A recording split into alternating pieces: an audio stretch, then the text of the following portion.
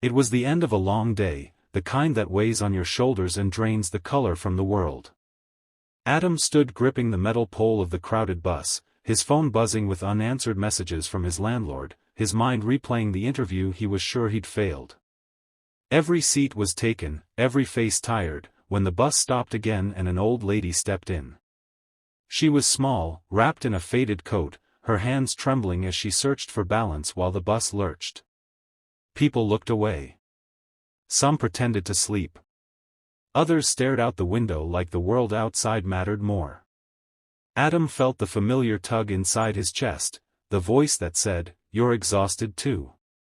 You need this seat when one opens."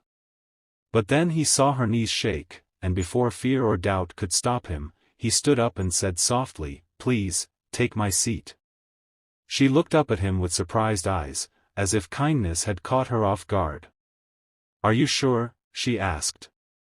Adam nodded, forcing a tired smile, and she lowered herself onto the seat with a sigh that sounded like relief and sadness tangled together. The bus rolled on, lights flickering past the windows, and Adam returned to holding the pole, his legs aching, his thoughts heavy again. He expected that to be the end of it, a small, forgettable gesture in a hard day. But just before the next stop, the old lady reached out and gently tugged his sleeve. He leaned down, and she whispered something so quiet it barely rose above the hum of the engine. "I was on this same bus, 25 years ago," she said, her voice trembling, "when a young man stood up for me. I was on my way to the hospital to see my son. He was dying." Adam swallowed, the noise of the bus fading away. She continued, her eyes shining with unshed tears. "That kindness gave me the strength to keep going that day. My son passed that night, but before he did, he told me, 'Mom, promise me you'll never stop believing there's good in people.'" Her fingers tightened around his sleeve. "You look like someone who's carrying a heavy burden," she whispered.